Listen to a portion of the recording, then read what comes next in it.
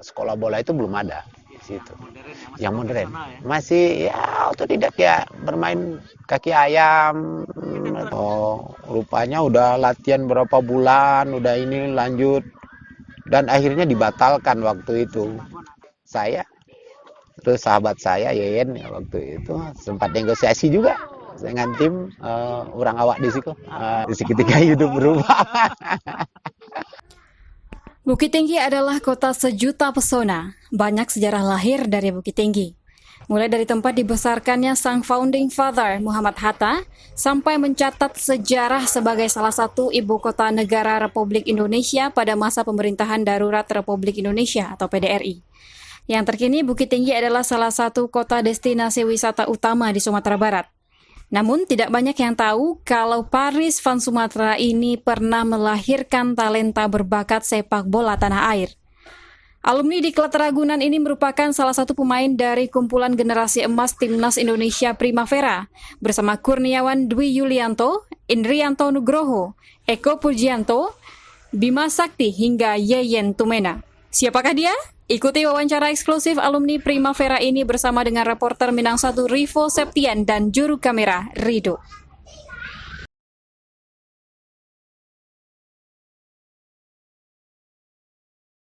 Saya lahir di Bukit Tinggi 12 Agustus 1976, persisnya di Bukit Tinggi ya, Bukit Ambacang, daerah kecilnya, Gelanggang Pacuan Kuda. SD saya di sini masih tetap di Bukit Tinggi. SMP itu banyak ya, hampir 3 SMP kalau nggak salah waktu itu. Pertama saya masuk di SMP 5, terus di SMP 26 itu saya udah bergabung dengan PPLP atau Diklat Padang. Itu di kelas 2 SMP.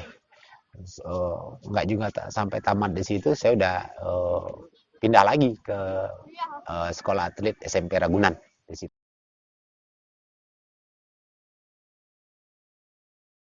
Dari umur 7-8 tahun udah kenal. Ya, emang kalau dihitung ya kegilaan ya di bola itu ya. Kemauannya itu di olahraga di bidang bola. Nah, kebetulan di tahun-tahun 80-an itu belum ada SSB, belum ada yang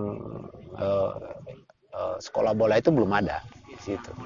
Yang modern, masih ya otodidak ya, bermain kaki ayam.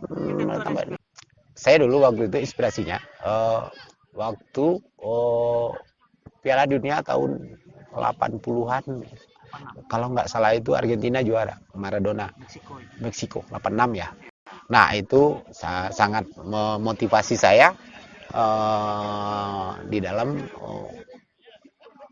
untuk kemajuan saya pribadi waktu itu. Saya punya patokan, makanya saya dulu waktu di PPLP juga itu di striker pertamanya. Jadi ada apa namanya? Ada ketentuan waktu itu. Jadi antar diklat itu batas umur. Nah kebetulan diklat Padang atau PPLP Sumbar waktu itu banyak yang kelewat umur. Nah waktu itu. Nah makanya saya ditetapin waktu itu, ada pelatih saya dari dosen NMP juga, Pak John Arwandi, ya sangat ini sekali mendukung sekali dalam latihan saya waktu itu, sangat motivasi sekali, sama Pak Usman Chan juga waktu itu. Dan waktu itu di antar diklat itu kekurangan pemain di sektor belakang waktu itu.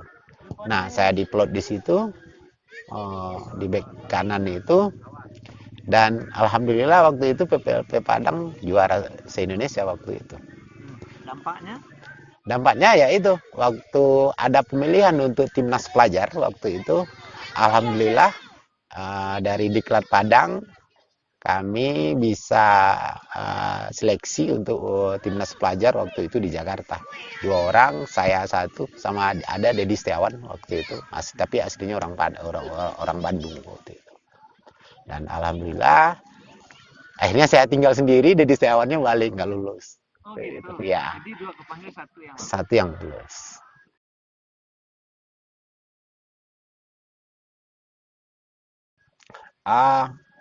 sebenarnya ini bukan satu yang apa namanya, bukan dari PSSI ya. Jadi apa namanya itu? Oh, bukan program PSSI. Jadi waktu itu kita mulai seleksi dalam jangka berapa bulan. Waktu itu eh, nggak ada ketentuan dari yang waktu itu tuan rumahnya Sri Lanka waktu itu ya. Rupanya udah latihan berapa bulan, udah ini lanjut dan akhirnya dibatalkan waktu itu. Dibatalkan waktu itu dan ada opsi dari Pak Nirwan waktu itu dan ada pembicaraan waktu itu daripada mereka dibubarkan waktu itu mendingan anak-anak ini dilatih ke Italia selama 2 tahun waktu jangka 2 tahun waktu itu. Berarti itu idenya Nirwan Bakri hampir semua ya yang kayak Rahim Squasa siapa itu punya komitmen, wah ini pemain mendingan kita kasih pelajaran yang lebih baik mungkin di luar negeri mungkin di situ 2 tahun.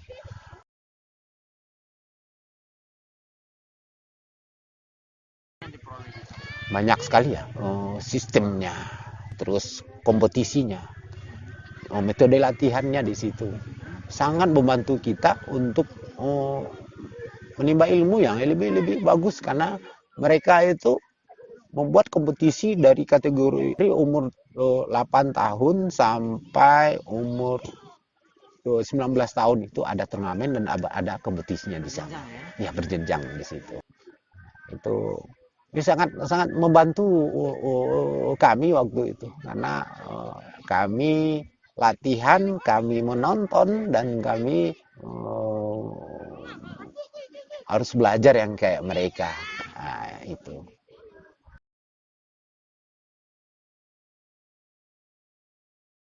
Jadi waktu kami itu panjang ya ceritanya sebelum kita main di klub itu panjang sebenarnya. Kita waktu itu dari Itali waktu itu umur berapa itu? 15-16 tahun. Timnas pelajar waktu itu 16-15 pun. Umur 15, Oh 17-18 tahun waktu itu. Ya saya itu masih di SMA Ragunan waktu itu. Saya SMA saya udah bisa main di liga waktu itu. Jadi dari Italia itu rupanya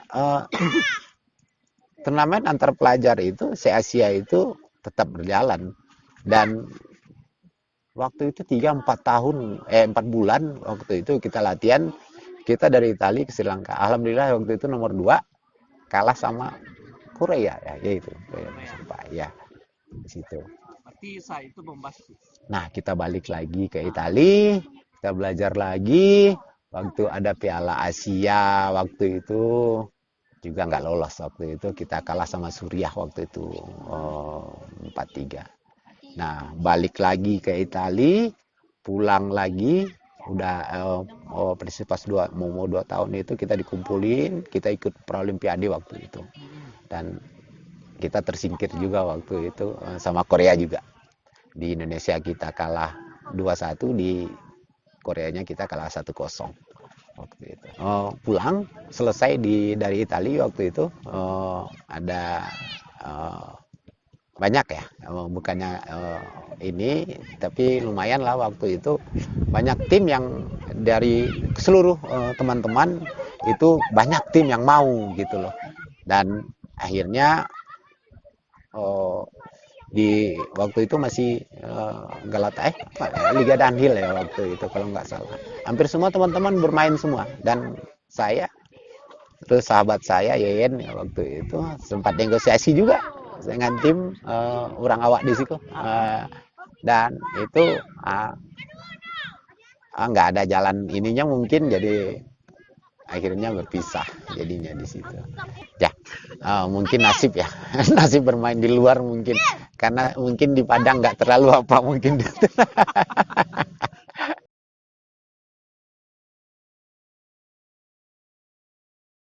Sempat-sempat waktu itu pelatih Korea waktu itu pergi ke Italia nonton kita latihan karena mereka begitu takutnya sama kita waktu itu. Nah, begitulah Korea waktu itu dan bermain di GBK mungkin nasib aja ya kita kalah 2-1. Di Korea kita juga kasih Iya, waktu itu mereka kesulitan di waktu kabarnya itu. Korea harus main keras ya. Ya, waktu itu ya mungkin nggak kebiasaan Korea bermain kayak gitu. Kebetulan waktu itu bermain bagus di dua tim Siapa gitu. pelatihnya kita? Itu Torgrip ya.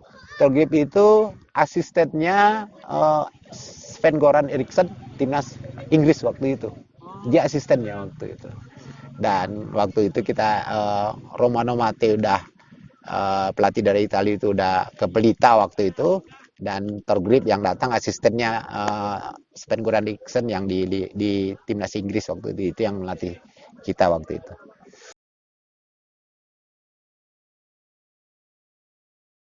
Saya Agung Setiabudi. Agus Setiabudi. Iya. Kenapa?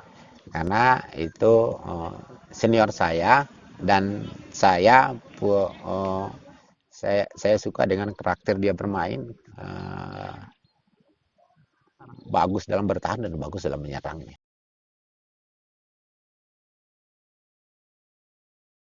Waktu itu masih di angka sekitaran, kalau bulanannya paling 10 jutaan waktu itu. 10 juta belum Krismon gede ya. Belum Krismon waktu itu. Buat apa?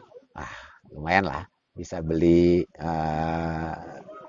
yang positifnya, yang kayak rumah, bisa beli mobil, bisa beli semuanya yang kita mau gitu loh. Hidup berubah ya. Seketika hidup berubah.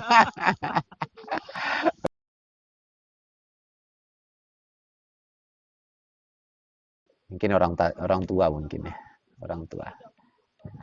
Tapi sangat ini bukannya saya ini, sebelum saya lebih berbaik lebih baik, mereka itu udah duluan ninggalin kita. Nah, itu yang agak masih tersimpan di dalam hati itu. Ya, itu. Tuh, kalau menurut ini saya yang berpengaruh sekali itu kalau pelatih itu, saya masih ini sama Pak John yang pertama waktu masih saya di Klat Padang, sangat memotivasi sekali. Waktu udah levelnya lebih tinggi lagi itu ada Danurindo panutan juga di situ. Dan yang saya ini sekali Romano Mate, pelatih asal Italia yang melatih kita waktu di Italia itu. Karena dari ilmunya Mr. Romano itu kita bisa bermain lebih baik.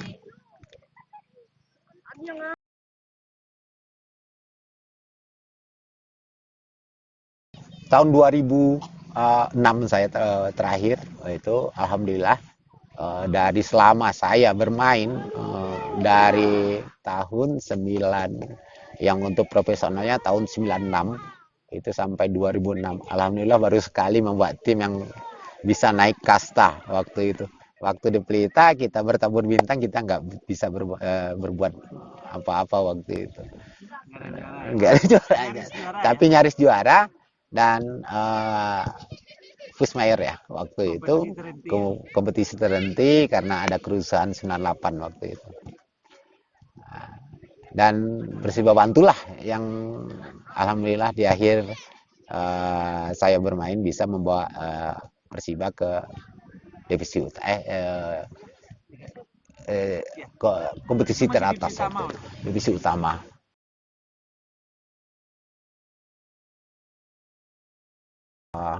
Balik kampung dan mulai membuat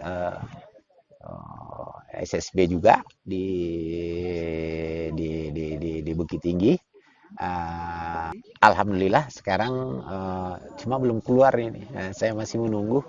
Saya udah ngikut B AFC sih sebenarnya. Kebetulan di 2018 saya sebagai asisten coach Henry Susilo waktu itu di PSPS Pekanbaru.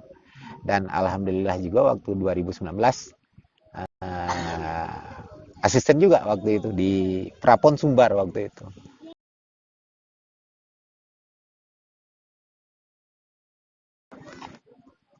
Kompetisi ya yang harus diperbanyak, karena kita gini, kita nggak bisa dapat pemain bagus di level senior.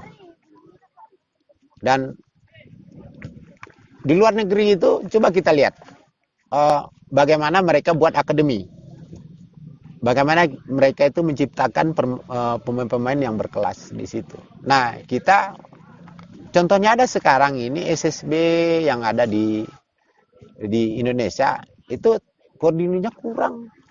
Terus fasilitas yang ada itu juga nggak memadai sekali di sini. Dan itulah kekurangan dari PSSI mungkin di situ gitu loh. Terlalu melihat ke bawah itu, mereka cuma pengen melihat itu pemain udah jadi gitu loh. Kalau dari kompetisi level bawah aja mereka nggak lihat, susah sekali kita membuat pemain yang lebih bagus di level seniornya nanti. Yang penting tuh Kompetisi usia dini ya, bermain. menit bermain ya. Kalau mereka cuma latihan susah juga, akan jenuh di situ. Akhir-akhirnya mereka itu nggak konsentrasinya nggak terlalu bagus di situ.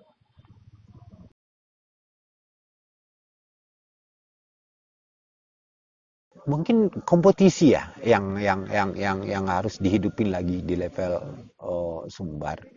Dulu Bukit Tinggi aja itu saya masih ingat waktu itu ada 3 level yang waktu itu di Bukit Tinggi. Tahun 80-an waktu itu kalau nggak salah itu. Iya, ada divisi 3, divisi 1, divisi 2, divisi 1 waktu itu. Banyak sekali tim dan banyak wadah, dan bagaimanapun pasti bisa melahirkan pemain dengan berkompetisi. Nah, sekelas Sumbar aja nggak ada kompetisi yang lebih baik di sini. Nggak ada lagi yang levelnya. Paling mereka menunggu paling Porprov sekali 2 tahun.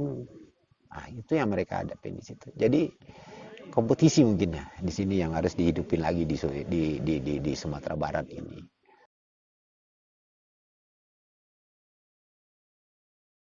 Pesan saya buat adik-adik itu mungkin konsentrasi lagi ya, dan fokus maksimal dalam latihan, karena kalau nggak maksimal dalam latihan, dalam pertandingan juga nggak maksimal nantinya.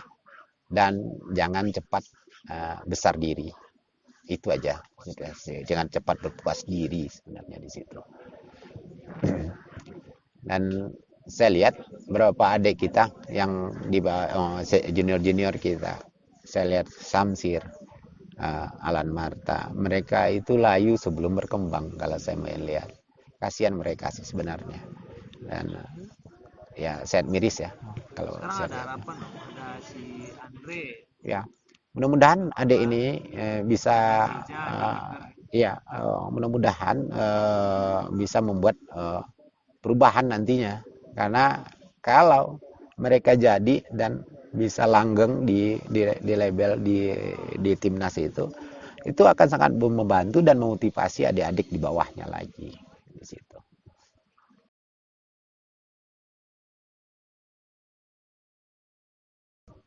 Saya masih ini ke Kurnia Sadi, sahabat juga ya. Pilihannya kenapa Kurnia Sadi gitu? Bagus ya dari segi cara di gawang gitu, cara di depan gawang, cara memotivasi pemain di depan dia itu bagus sekali. Pemain bertahan? Kalau saya dulu masih 352 dan saya pakemnya mungkin itu di belakangnya ada Eko yang sekarang melatih di asisten di Bali United. Sahabat saya Kian Tumena sekarang udah Apro dan sekarang jadi instruktur untuk level B AFC. Dan kemarin lagi kolega saya Aples Gideon Tecuari. Apa pilihannya yang 3 itu? Karakter bermainnya dapat dan komunikasi juga lancar di situ. Nggak karena kita sama-sama, jadi nggak terlalu kalau kita ada senior sedikit aja kita agak bagaimana cara bermainnya gitu. Kita harus adaptasi lagi di situ. Kalau gelandang saya masih tetap. Kalau saya bek kirinya masih Alek Pulalo di situ. Ya, di gelandangnya ada Bima, ada Ansari, ada Fahri Husaini kalau biasa. Kalau 352 kan identik back saya Gusnedi Adang di situ guys. Kalau saya lihat duet yang lebih bagus. Kalau menurut saya pribadi, Bambang sama Kurniawan di depan. Itu tandem kalau di tandemin itu.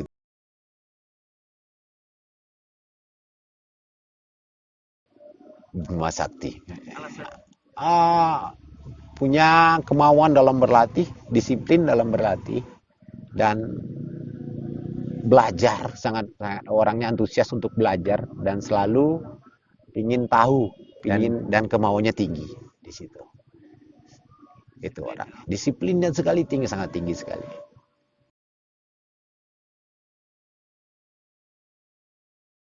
Karena saya insya Allah kalau lisensi saya udah keluar, mungkin saya akan mencari tim, mudah-mudahan insya Allah mungkin ya, kalau nasib saya mungkin kepingin lah melatih yang lebih tahtanya lebih tinggi, kayak divisi Liga 2 atau Liga 1 di situ.